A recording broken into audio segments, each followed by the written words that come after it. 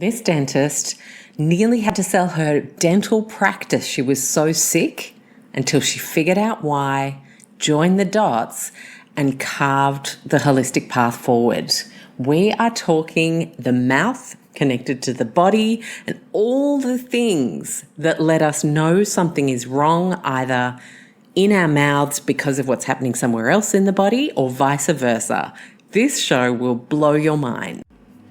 If you tune into the show live, you'll know our partners help you make your low-tox swaps. This month we have BioFirst with an international offer and Oz Climate, our major sponsor, with an Aussie offer going the whole year. Check out the details below in case there's something you need, and enjoy the show. Hello, Michelle. How are you doing? So great. Thank you for having me. I'm thrilled to have you on. A holistic dentist is always welcome in our community because it's just, I feel like it's finally time, right, for us to realize that we got teeth wrong, and the stuff that Weston A. Price was talking about all the way back in the 30s. He was really onto something, He and was. it wasn't about fluoride deficiency. While that seems to have been out of the best interests originally, Sure. we really now know that there are a lot of options when it comes to dental health. So I want to start there, but I know your interest is actually much wider, having then gone on to study a lot more. But let's start with teeth. Yep. You have an interesting personal story as to why you started thinking out of the box as a dentist. Can you share that?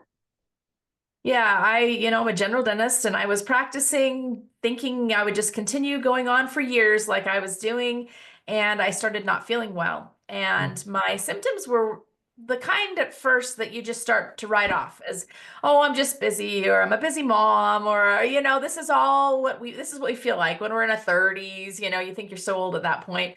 And even though I I still went was. through the same thing, and it's crazy how much you can rationalize, right? You do. You just Mm, started to just think, just everybody feels like this. So I mm. was having gut issues. So we started changing all about our diet and the things we were eating, and it helped some, but it didn't help a lot. But my big ones were my memory. I just have always had a good memory, and all of a sudden I couldn't remember anything from literally room to room. I couldn't remember a patient's name. And Oh, so it was wow. obvious something was really going on. And then the Yeah.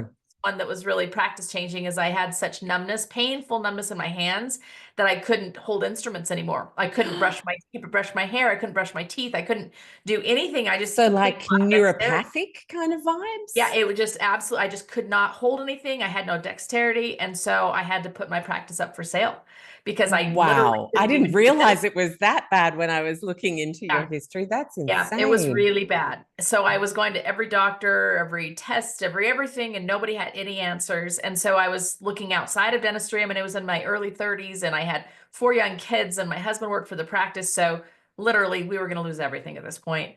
And finally, another practitioner said, have you ever looked into mercury poisoning as a possibility? And I said, well, I don't have any fillings. I know that, silver fillings have mercury in them, but I don't have any.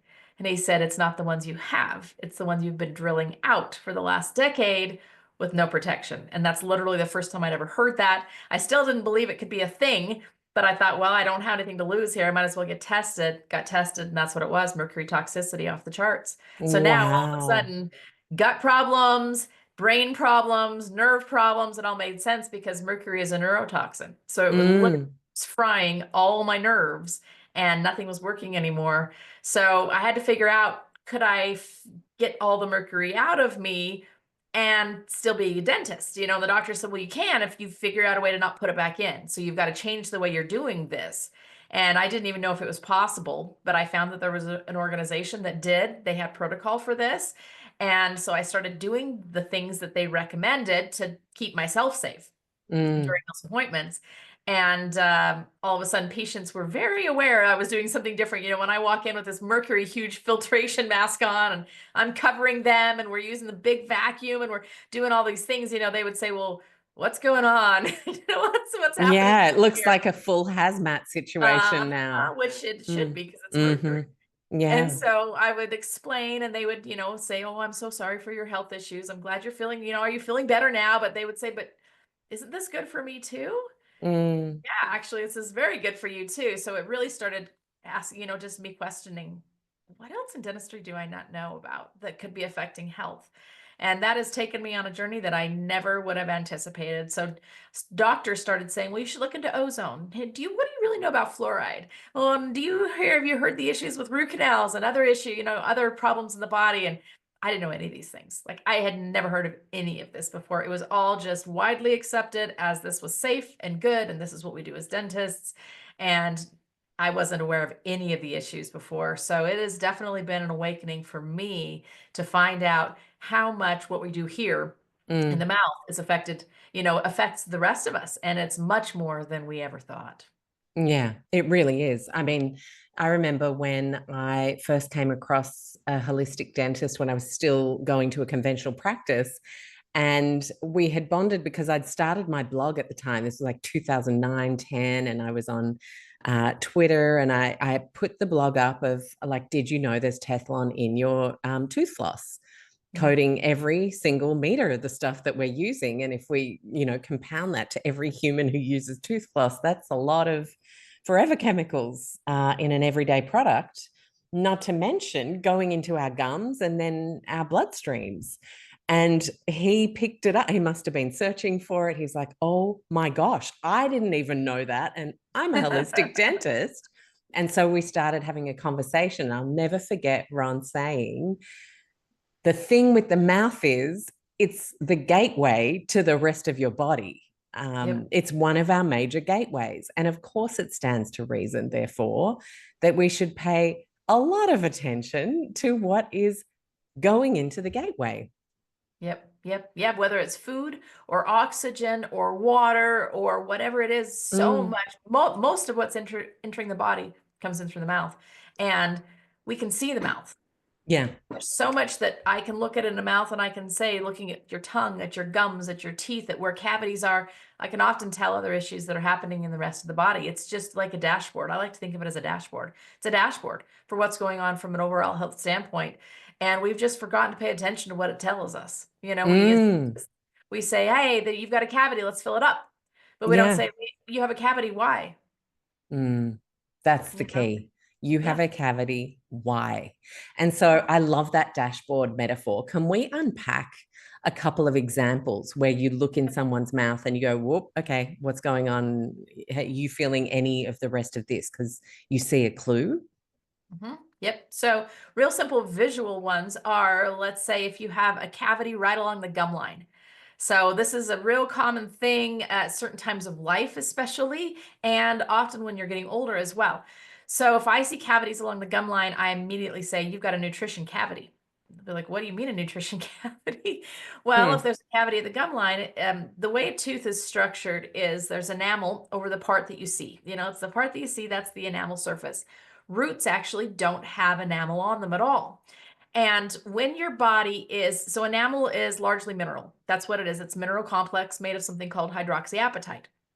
When your body is lacking in minerals, because it needs them to run your heart, to run your brain, to run a lot of essential functions. If it can't get enough, either because you're not eating enough, you're just not taking in enough, or because you aren't absorbing enough. That's almost an even bigger one. You might be eating fine, but you're not actually absorbing those minerals. Your body will go and search for them somewhere. So, two big banks for minerals in the body are teeth and bones. And if it doesn't have enough, it will literally mine minerals from your teeth and your bones. So it will take them from the whole surface of the tooth, from the enamel, that mineral portion. But the thinnest enamel is right where the top of the tooth meets the root surface. That's the thinnest enamel. So it's going to mine the whole surface, but the enamel is going to go away first there because there's less of it. So Hmm. that's where it's going to be prone to get cavities first if your body is mineral seeking. It's pulling Hmm. minerals from you for some other reason. So if I see cavities at the gum line, I'll say this is a nutrition issue, most likely, unless you have an incredibly high dry mouth.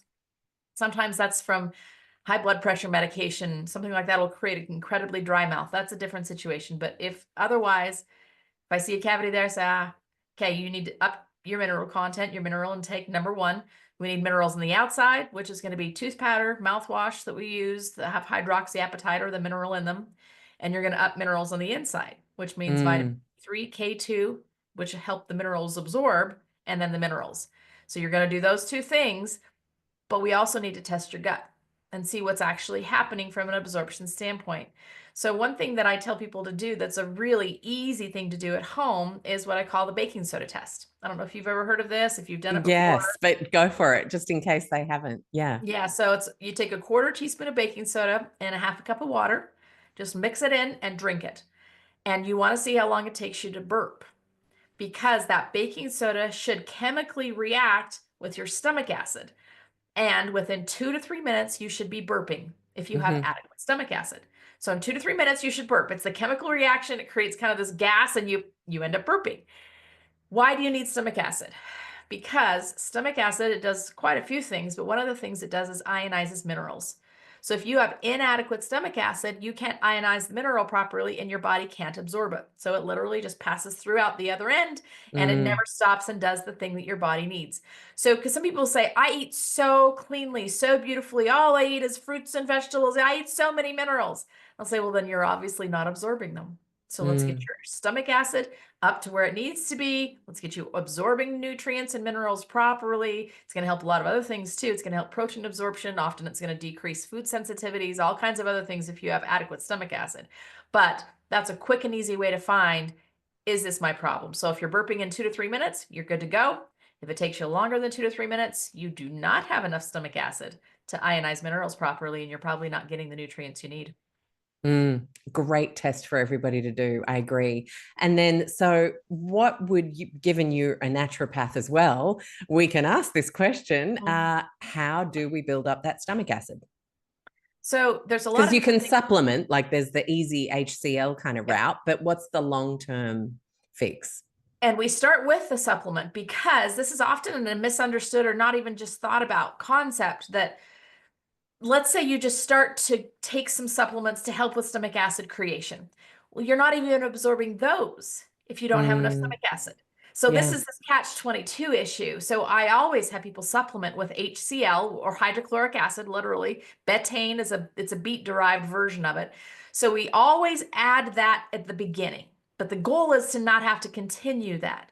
So then we look and say, what causes low stomach acid? What are some of those things that can lead to that? And one of the huge ones is if the body is in a fight or flight mode. Because in fight or flight mode or sympathetic overdrive, these are all words we use for it, digestion stops. And I always give the example of if you're being chased by a bear, the last thing you It's need to not time do, to sit down and enjoy a steak and salad. Yeah. right? Yep. The last thing you need to do is digest your meal. Mm. So your stomach literally stops digesting food. So what could be pushing your body into a fight or flight mode? A lot of things, lifestyle stress, environmental stress, things like EMFs or toxins like you talk about and deal with. These are all things that can physically push your body into that fight or flight mode. But the things that I deal with on a day-to-day basis also are infections, hidden infections in the mouth. We can dig into that. What are those and what might they be doing to you? Airway issues. This is a huge one. So many people simply are not getting enough air at nighttime. Mm. And sleep apnea is literally like 80% of the population. We just don't understand and know why and what to do about it. But that pushes your body into very much of a fight or flight panic mode almost. I'm not getting enough air. Stomach stops And you digesting. carry that through in your day with And you carry subconsciously that through in almost. your Yeah. day. Yep. Mm. And from a physical standpoint too, because you've depleted all of your adrenal, all Mm. of your adrenaline, your cortisol, all of these things all night long, just staying awake or staying alive. Staying alive, And exactly. So, now and during you the don't know when you wake up in the morning and feel like, ugh, ugh, yep, today, yuck. You don't know you've literally been saving your own life throughout the night. I love that. Saving your own life throughout the night. Yep. So your body is not functioning the way it should. So we first of all supplement hydrochloric acid. Then we try to identify what could be leading to this. Is there an infection somewhere? Is there something going on that we can work on? Or is there gut function? Do we need probiotics? Do we need to restore the gut lining? What do we need? So that's the next step, is to figure out what is the underlying cause. And those are some possible solutions. And then we address that. Fix the infection in the mouth. Mm. We add the probiotic and the supplement to increase gut health lining, whatever it might be. And then we retest. We Mm. retest again in a month or 2 months. And we say, what's the stomach acid level now? Is it still low? Okay, we still have to keep supplementing HCl for a little while. until we test and you're burping in 2 to 3 minutes. Stomach acid. Nice. And That's I where they love should this be. because it's not privileged medicine. Anyone can grab a quarter teaspoon of bicarb and half a Easy. glass of water and test this and monitor their health that way. Yep. Super Mm. easy to do. Yeah, love that. Now, you did mention hidden infections in the mouth. Can we go there? Because Yep. Let's I do can it. always hear like a community's worth of people going, but what did she mean? What kind of infections? Yep. So this is another one actually that's really good from a dashboard standpoint. So often I will see people and they'll say, I have chronic sinus infection. I have been to the ENT. I've had 2 sinus surgeries already, but I have chronic postnasal drip. Like it's just never going away. Or it seems like I get every cold that comes along. Like if somebody's sick, I'm going to be sick no matter what. These are the things I hear on a daily basis. And when you tell me that, the first thing I'm going to do is say, I bet you there's infections somewhere in your mouth that we don't know about. Let's go looking to see what could be seeding all of this and also really tamping down your immune system, wearing it out so that you can't fight things that come along. So Mm. what do we do first? We do what's called a cone beam CT scan, and we have to Ooh, have this scan. hold on. Let's just whoa back and go a bit slower. Okay. Combi Cone CT? beam. Cone So beam CT. Okay. cone beam. Yes, Mm-hmm. cone beam CT scan. What is that? So it's a dental specific CT scan. So people imagine like this massive machine in their hospital. It's not what I'm talking about. It's a machine that goes around your head and it's going to be found in a dental office. Typically, you're going to always find it in an oral surgeon's office, often an orthodontist's office, Mm. often a specialist, but now more and more you're going to find it in general dental offices as well. It's used Yeah. for My dentist has one. identifying. Yeah, so we look and That's see, how we okay, found what's my the jawbone? son's supernumerary tooth. There you Yeah. go. There you Mm. go. Yep.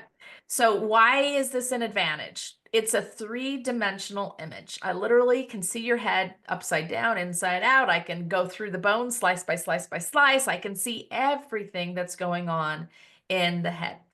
And this is looking for a few different things. So the most common thing I see is a failed root canal. And then the next question is, well, how could a root canal fail? What's that? What's going on there? So Well, we it have to turns back out up. that's pretty common, right? Extremely common, Yeah. but we haven't been able to see it because we didn't have this three-dimensional scan. We were looking at it on old dental x-ray. So let me give you a story actually about this.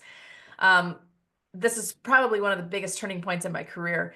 I was seeing a patient, routine visit, there for a cleaning, and she said, I had this root canal right up here. I'll always remember exactly which tooth it was. And she said, it's just never felt right. And this is really common with the root canals. You say, I don't know, it just doesn't quite feel right. It doesn't hurt. There's not any of that kind of toothache anything. I don't know, something up there. Mm. So we took a regular dental x-ray, the one that goes in your mouth and we, snap a Yeah, shot, yeah. look at it. Took a regular old dental x-ray and I looked at it and I said, yep, you're right. You've had a root canal and it looks just fine. And if I had shown it to 100 dentists, I think 100 dentists would have said, it looks just fine.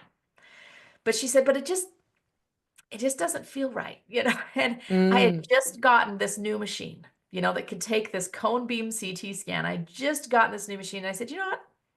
Let's just go take a scan. I'm just curious. I just want to see what we're going to see here.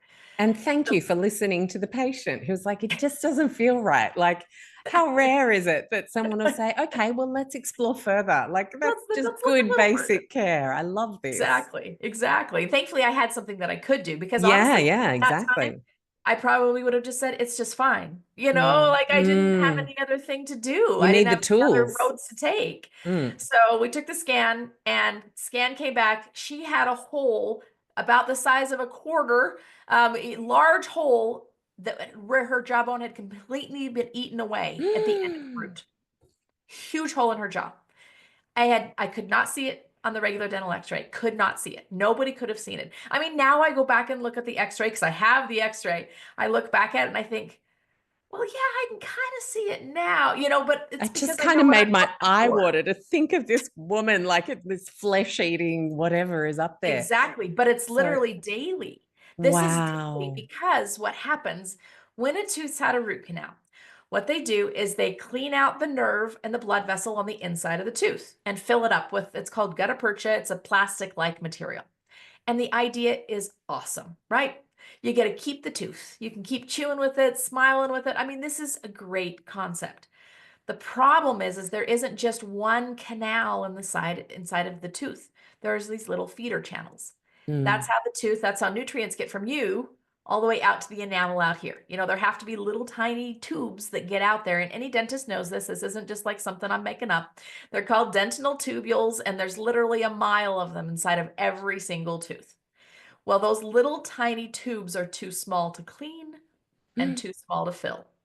So you Mhm. always are going to have little remnants of nerve tissue, blood vessel tissue left inside of these little tubes, no matter how well the root canal was, no matter who did it. It could be the most amazing, dentist on the planet. There's still going to be dead tissue left in that tooth. And anytime there's dead something in the body, bugs are going to find it. Bacteria are going Wow. to find it no matter Little what. This is why vultures. yeah, this is Yeah. why if you have like a gangrene toe, you're diabetic and they say, oh no, gangrene, get it out. Or why you have a ruptured appendix, why they say, get it out now. It's gonna, because you can't have something dead in the body. It will get infected that fast. So Wow. Yeah. now bugs find it. It's low level, it's little bits. And so bugs find it, but your immune system now has to deal with this nonstop. Mm. And this is what leads to a lot of other immune effects from these hidden infections. We'll see things like autoimmune disease, and you think, well, what's going on? Well, because your immune system's distracted and tired out all the time dealing with this infection around this old root canal. Or we'll see even things like cancer. Why?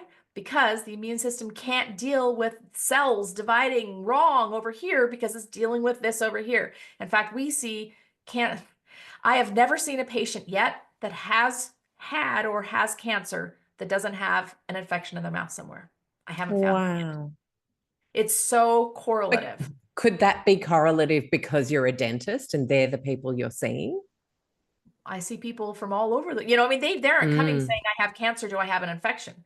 They'll just say in Aha. their history, they'll say, they're there for something else. They've got a sinus Mm. infection. They, want their mercury fillings out, something like that. And they'll say, oh yeah, and I had cancer. Okay, great. Where was, not great. I'm glad it's gone, but Yeah. where was the cancer? Oh, I had, breast cancer. Which breast? My left breast. Oh, interesting, because this tooth right here is on the left breast energy circuit, and that's the tooth you have a root canal in.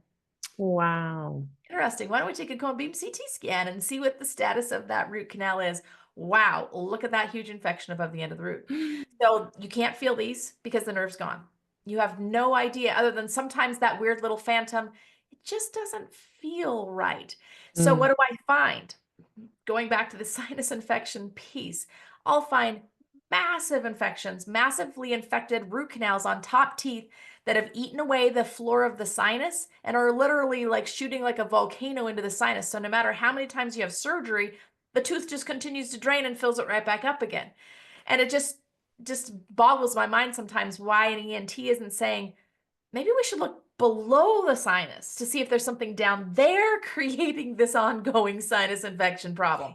And So are dentists bad at talking to ENTs? Like, this is one of our blind spots in medicine, right? The segmentation of body parts. we Do don't you talk. guys work together? Is anyone starting to collaborate more? We're starting for sure, but we Mm. don't talk. Like we don't work. It's not like when you're in a hospital and you have the other specialists all sitting around, and Yeah, you're yeah, bumping into them and yeah. we don't see each other. Like we just Mm. literally don't cross paths. So we share this with the ENTs all the time and we'll say, gosh, look at what we just found. Thank you for supporting our patient. We're going to clean this tooth out. And then if they need help from you, now this will be easier for you to do because the Mm. source of the infection is gone. So I mean, we're trying to teach and we're trying to show, but it's just not something that's on the radar. They're just not looking Yeah. for it. So that's one of the dashboard things that I see all the time. If you have an autoimmune disease, if you have chronic sinus infection, if you are not able to stay well, if you have adrenal issues, like you just can't get the energy you need to do life, automatically I say, let's do a cone beam CT scan. Let's find out where the infection is in your head because I can almost Hmm. guarantee I'm going to find it. So that's one of the things. Failed root canal, you can't feel it, creates all kinds of havoc. The other one is where teeth were removed. Sometimes the bone doesn't actually heal properly, creates a dead zone there, and that just leads to all sorts of inflammation in the body and Mm. everywhere. And we'll see connection with that with people who chronic fatigue syndrome. they can't get out of bed and they have no idea why. And we go and we find there's these dead spots in your jawbone here where the wisdom teeth were removed. Let's clean those out. Oh, wow. All of a sudden you get your life back again. So Wow. really interesting connections. It's so interesting, Michelle, and it's such a massive jump for people. Like, you're not going to be sitting there unable to get out of bed and thinking, I know who I'll see, a dentist. Like, it's Exactly just, right. and then it's the potluck of whether that dentist is even thinking in that way. Yep. And so it's so important to raise awareness on this, because then we can have patient-led discussions and say, well, I was actually listening to a dentist speak about this. It's why I Yep. just love having a podcast, because you can help people create the dots, but also give them the vocabulary on how to lead the conversation. Love it. And honestly, that's been my huge mission, is to educate all of you that are listening. Mm, Because honestly, inside of the dental community, I'm very much a rebel and I'm very much, a little bit of an outcast, where they look at me and they think, "Oh, she's just that crazy lady." And mm, I say, "Well, I can show you literally x-ray after x-ray after x-ray, tell you story after story after story." And it makes me a little sad that dentistry hasn't owned our responsibility, mm. enormous responsibility here that we have. Honestly, we see people more than anyone. Yeah, People see the dentist every 6 months. Who yeah. else in the healthcare world do you see every 6 months? Nobody, unless you're Mm, really sick. We don't just go to the go to the doctor for the fun of it every 6 months. We don't do yeah. that. So we have a responsibility, but we also have a responsibility to understand the connection here between our mouths and the overall body. But it's years behind. It's years behind. So thankfully you are all interested now. You're listening, you're learning. Mm, Now you can go to your practitioner and say, "I'd really like to know more about this. What do you know?" And mm. that will spur them to ask some questions on their own. Yeah, that's it. I mean, if we look back at the timeline of medicine, there are people that have been called crazy and, ostracized and exiled and stoned to death. I mean, there's just so many horrific stories about anyone who dared to ask a question. It's nothing new. And No. unfortunately, for these polarized times, it shouldn't be politically capitalized on either. This is very, very, like, everybody should have the right to question and go, hey, I don't feel like we've got a good enough read on this. Or can we see some experts debate more publicly? Like, I think Mhm. that's really what's missing, to just see not freaking podcast dudes like spitting stuff out on the internet as if it was truth, but to actually see people in professions with PhDs, with doctorates, debating and saying, but I'm seeing this in my practice. Oh, that's interesting because I'm seeing that. And what do you think of this? Like, I think that's where we need to start going for these shenanigans to kind of go away and keep dividing us. Yeah, I agree. Mm, yeah. Okay. Now, obviously, your journey into the holistic spurred the naturopathy, the second turn around the sun for from an education perspective. Did you feel like you then needed to understand the whole body system and health on a deeper level? Very much so, but it honestly was just a continuation of my story. Mm, So now here I am sick, realize that there's enormous lack of information that I have that was the underlying component of this. mm. Started to learn, started to change what I was doing from a practice standpoint, but I was still sick. How I did you detox the mercury? and that's really what I had to then learn all the rest of this to be able Mm, to figure out, is I had learned. So here's the interesting thing with mercury. People don't know that silver fillings are 50% mercury, yeah. 50% still today. So that filling that's walking around in your head is 50% mercury. If you have a filling, thankfully in Australia where you are, I believe mercury fillings have been banned. In the United States, they have not been. Mm, So they're still being placed every single day in dental offices here. They are still 50% mercury. And wow. so I had to figure out, first of all, what does the mercury do? And then how do you get rid of it? And you don't get rid of it very easily. And this was a challenge because at the time, all I'd been told about mercury is if I told somebody that it could affect their health, I would lose my license. So that's really the education I had. And I'm like, Mm, well, what if the person's health that's affected is mine? No, what do I do? So I learned the mercury hides, and I like to think of it like neighborhoods. It hides in neighborhoods, and it doesn't want, the policeman to find it and then, rat it out. And it takes a lot of work actually to pull it out of the Mm. organisms, pull it Underground out of the gangster. uh-huh, Yeah. out of the kidneys. Like it takes a lot of work to do that.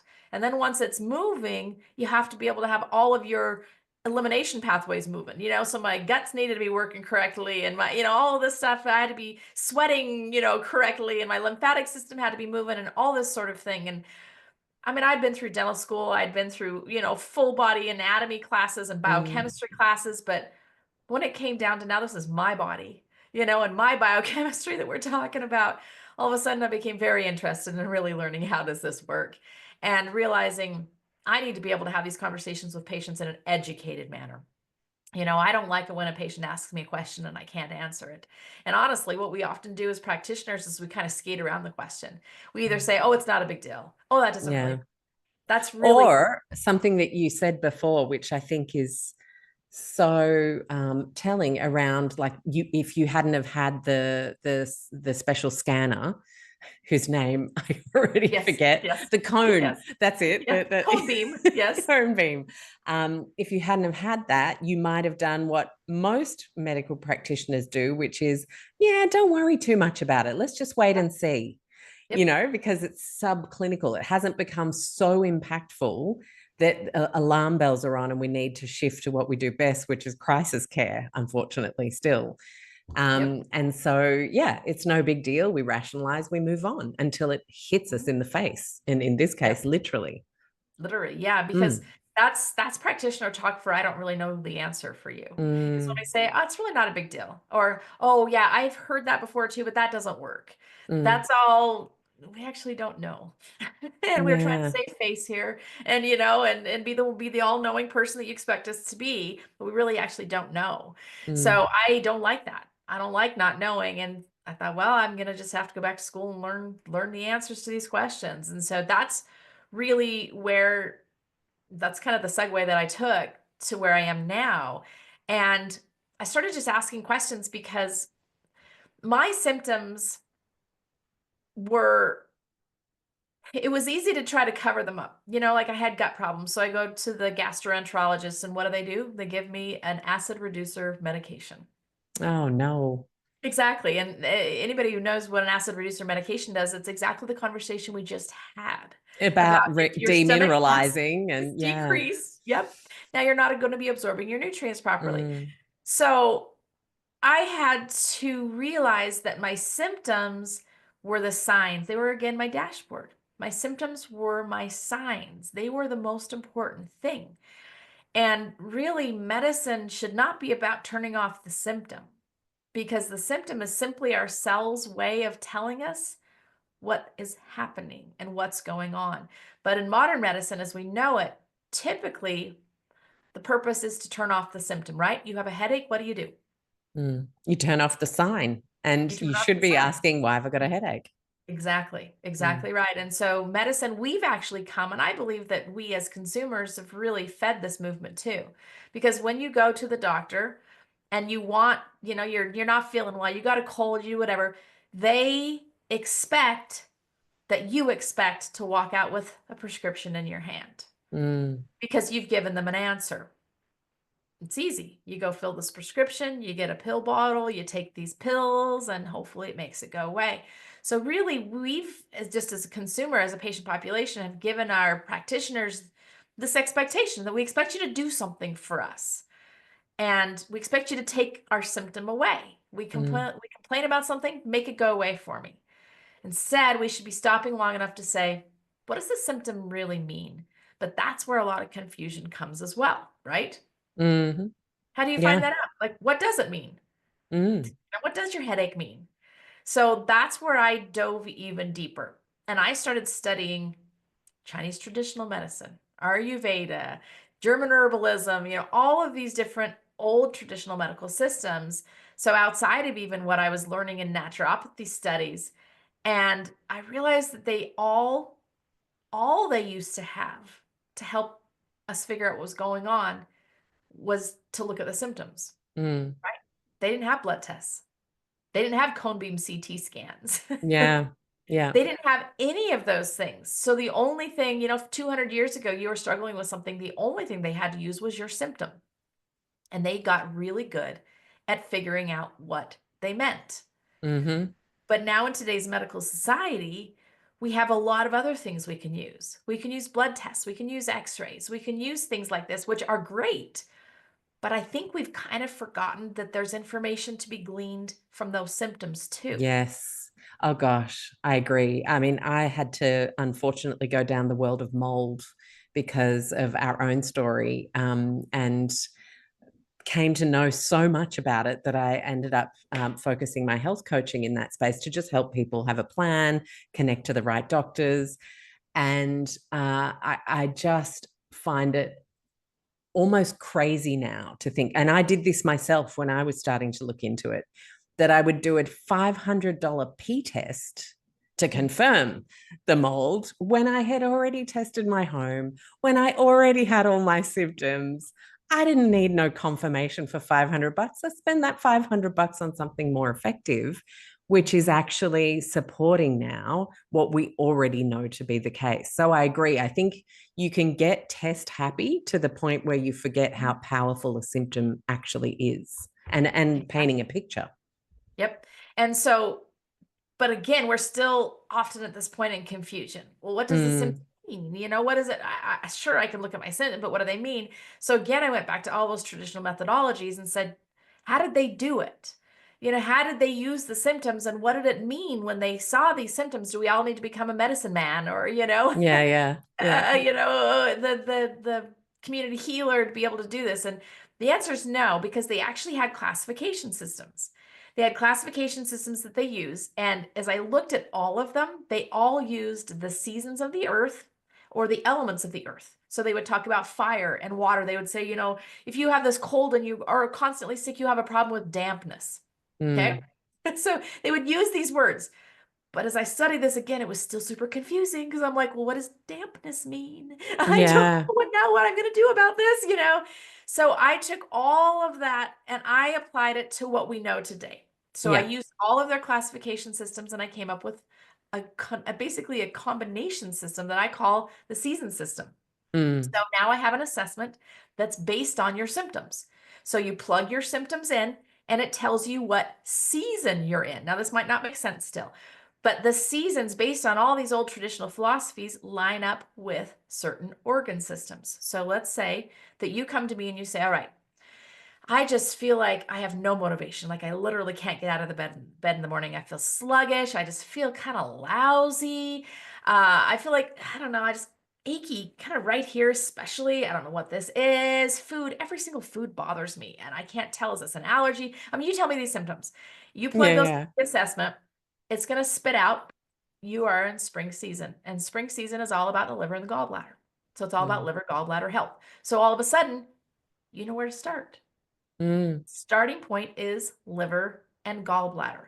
Thankfully, we live in this huge information saturated world. So we can go to people like you and other people that are sharing, okay, how do we get better from things? How do we detox from things? We can plug all that in, but you need to know that that's where you're supposed to start. mm-hmm, Is if you have another set of symptoms, you're going to start with the heart and small intestine, or another set of symptoms, you're going to start with the urinary tract and the kidneys. So mm. it's all based on where your symptoms are, tell you where you should start. And this is, so I started doing this with myself, with my patients. And finally I went, this is a book. So, Yeah, it so definitely that's is. what I'm this so new glad you've book is written it. all about. Mm. Yes. And can I ask, given the dentistry origin, we know that TCM has like a mouth map, and then you can link every tooth to a different. Did you start to find like, oh, wow, I'm seeing that in my work now every day now that I know this map? 100%. So it's called the Tooth Mm, Meridian chart. hmm. And so you've brought up this.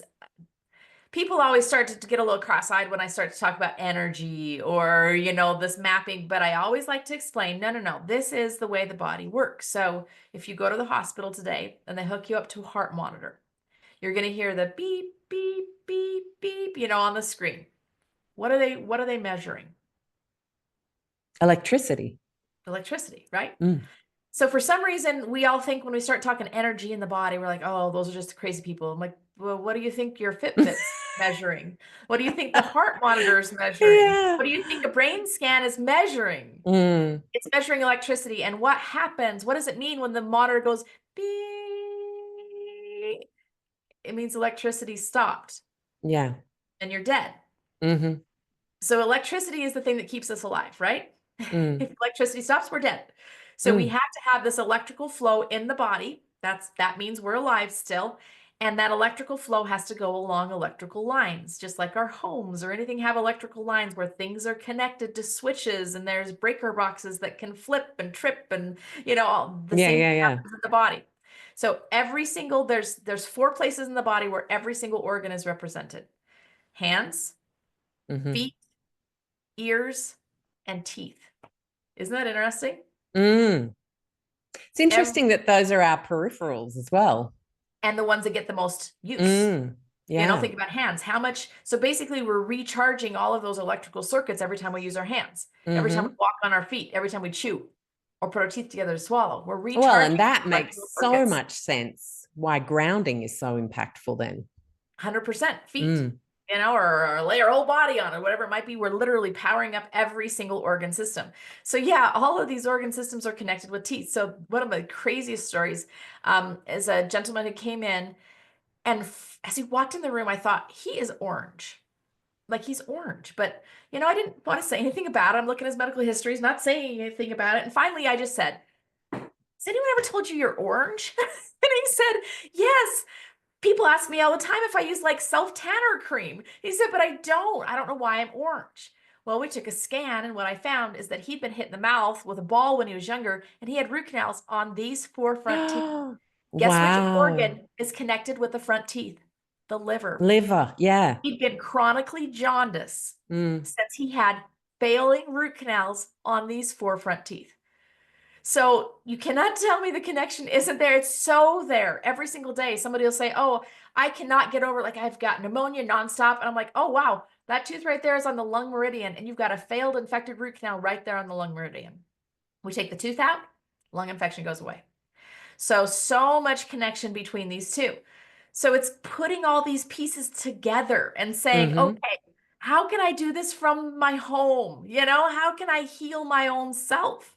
By Mm. learning how to read your symptoms, by Yeah. understanding what they're meaning. You don't need a doctor for this.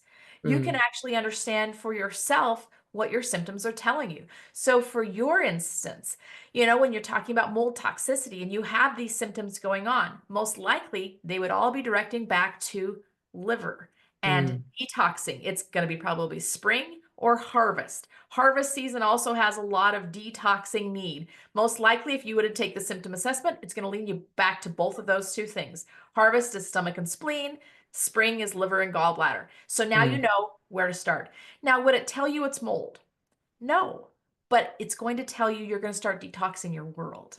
So, what does this Mm. look like? I'm going to start looking around. What could potentially be creating this issue with me being able to get rid of stuff in my body? Does that make Yeah. sense? Like it's putting the power of keeping yourself well back into everybody's own hands Mm. rather than outsourcing it like we've been told we need to do for about the last 150 years. Now it's time Yeah, to do it it for does. ourselves. Mm. Absolutely. I think, especially with social media, I've seen people like, there's the double-edged sword, right? There's a, yeah, there's a great aspect, which is more access to information than ever before. But I don't think we have the human capacity to sift and connect on a deep level with what feels truly right. I think it's kind of like I remember when I had my very first job in retail, we were always told never make a woman try more than 3 perfumes at once because she will get confused and she will walk out the door and Buy not buy nothing. anything. And that really stayed with me in people That's good. psychology Yep. because, you have this protocol, that protocol, join me for this. Health has come down to who has the best marketing and the biggest budget. And that's a completely disempowering framework for people to move back to owning their own health. So I'm not 100%. interested in that and putting anyone out into that world anymore. I think beautiful, controlled conversation, controlled, you know what I'm trying to say, like Yes. contained conversations where we really focus and bring some truths home that everyone can practice from and feel empowered by and grow a vocab, that's what's actually going to make for much healthier people. And really, right on the backs of that is there is no program or pill or supplement or practitioner that's a one size fits all. Mm, They may, like you said, have the best marketing or marketing budget, but there's no one thing that's the best for every single person right now at this point in their life. Like yeah. literally every single body is going to cycle through seasons. So just like the earth cycles, we actually cycle as well. We cycle through seasons. So what my body needs right now, my body right now is at a harvest season. I test myself and I'm actually changing. I change the way I eat. I change the way I Mm-hmm. move. I change the way I do everything based on the season I'm in. But it's going to move to a fall season. And then I'm going to be changing everything I do there as well. So our bodies cycle, but every single body is in a different place as well based on their needs, their individual needs. But it's so confusing. Well, how do you not know? Mm, Like, should you just power lift, eat keto, intermittent fast, like get rid of all carb, like there's all these like what people ask me this all the time. Well, what should I do? Like, I don't know the answer, but your cells do. So let's go mm, ask them. Let's go ask them what they need right now, and then I can tell you what to start with because that's going to be your starting point. So really, that's where this assessment is just so crucial. It gives you the place to start. All of those programs may be great, but they're not great for everybody all the time. no, I and want or to bring for you right every age or for every season. I completely agree. now. Yep. And so is the season that you're in, it's obviously not lined up to the season that the place you live in is in, right? It's No, literally a body season. it's a body season based on the organ system that needs the most help right now. So every cell needs four things. It needs, and literally, we're made of like 37 trillion cells. So that's all Mm. we are is a big bag of cells. So, and our And cells, bacteria. Yeah. yeah, exactly, and bacteria, but they're cells Yep. too. They're, Mm. Yeah, yeah, so true. God, sorry. Yeah. our cells, their Mm. cells, we're all Mm. just cells, We're all hanging out And together. Yep. exactly. We're all just going through this life together. So it's all about what cells, what do they need? And they need supplies, right? We know that. That's why we Mm. talk about food so much. That's why we talk about clean water. They need support. So that's getting rid of their garbage. That's the detoxing you talk about. They need to be able to dump stuff and, be taken care of. They need security. So they've got to be protected from all the big bad bugs in the world that are out to kill us. And they need signals. They need to be able to talk to each other, to be able to actually coordinate function in the body. So we look at that and we say, all right, you currently are in a spring season. Let's say you're in a spring season. Your liver and gallbladder need help. What does the liver need? What do liver cells like? They love dandelion roots. Mm. Interesting. And what's so fascinating about this is what grows in spring? Dandelions. The Mm. other things that grow in spring are greens like spinach and kale and arugula. That's also fabulous for the liver and the gallbladder. So not only does the season coordinate with an organ, but it also populates what you're supposed to do because it's what does the earth give during that season? That's what that organ needs. And again, I didn't invent any of this. This has all been known for centuries. Yeah. I just translated it. I took all of Mm. these other methodologies and said they're all saying the same thing. They're just saying it in Chinese or Japanese or German or Hindu or whatever Mm. let's put it all into one common language that we can all speak. And now we can take back control of our health. We can figure out what we're supposed to do first. Oh my gosh, I love it. Okay, last question. How has working with this framework impacted you and your family's health in the recent years as you've demystified it and put it into practice? Because I'd imagine you would now be like your family's like go to, or if there are teenagers in the mix, possibly not, might be rebelling against it. But I'd love to see how it's kind of playing out and some examples in your own life. Yeah, so for sure in my own life, but also patients' lives. So Mm. myself, like I said, I'm harvest currently. And so I was running. I have a great group of ladies that I like to run with. I was running at like, you're probably Celsius, so I don't know how to translate this, 23 degrees Fahrenheit. It's very Oh, cold. that is cold. Yeah, I don't that know what is that is in that would be Celsius. very hard to get me out to run, walk, or do anything, frankly. Yeah, well Exactly right. done. Mm, So, but not well done mm. because my body is Oh, currently I in a see. harvest season. Mm-hmm. And so that was actually stressing it more because at the end, You go through spring, summer. Summer is a big time. We're producing, we're using a lot of resources. When we get to harvest, we're kind of running out. Like we're Mm, harvesting, but we don't have a lot left in the tank. So I was running so slow. I was so annoyed. I'm like, why am I like the slowest one in the group? I don't understand this. I'm running the same as everybody else because my body simply is not made for running in the morning at 23 degrees Fahrenheit right now. That was exhausting more than the resources I currently had. So I stepped back and said, guess what, guys? I'm not going to run right now. What I'm going to be doing is I'm going to be doing wall Pilates at home. And I have a personal trainer that's working with me to build some muscle. You know mm. what? All of a sudden, my body, the energy levels skyrocketed Yeah. because I was draining them every single morning, thinking I was doing the right thing. Does that make sense? It Oh, doesn't mean I can't go absolutely. back I've to done that running. with exercise as well. It doesn't mean that I Yes. can't go back to running, but not in the current season that my body's in. That's the Mm, thing, not right now. And so that's the key. I was talking with another patient the other day, and she was so frustrated because I told her, I don't want you lifting weights right now. You're in a spring season, and we're actually we're just growing. I need you on the treadmill. I need you doing, and she said, but I'm losing muscle mass. I feel terrible. And I said, do you feel terrible? Really? And she goes, well, actually, no. And I said, was what you were doing working? She said, well, no. I said, exactly. it's such a powerful question though. I think we need to check in so much more often. Are you happy with the results you are getting from what you are currently doing? Yes or no? Yeah, exactly right. Is it working? Just because some guru said that this is what you should be Mm, doing, and this is what everybody should be doing, and you should feel phenomenal because you're doing it. You feel crap, you feel like you're a bad person because you don't feel phenomenal. You're like, what am I doing wrong? You're not doing it wrong. You're doing it the wrong time. It's not the mm, season for that. It might be that they have a fabulous program, but that may not be what your body needs right now. So check in and be okay with going, I don't feel right. And really, the whole premise of my book is about energy, that you have the ability to have unlimited energy. It's inside of you. It's inside of every single cell. Your job mm, is to ask, what do your cells need to provide that energy? Because we have the ability to do it. It's just we have to give ourselves what they need. And it's not about fasting or, sacrifice, or it's about what cells need help right now. And let's give it to them specifically. And then energy takes off. I love it. Oh, Michelle, you're a legend. Thank you so much for joining me. That was such a great hour of power. I really appreciate your work and taking us through the dental health piece and then how it grew in your own life as a doctor. Just so incredibly inspiring. So thank you for writing the book. We'll definitely put the details in the show notes. I loved reading it, and we shall see you soon. Okay, thank you so much for all you are doing. You're amazing. Thank you.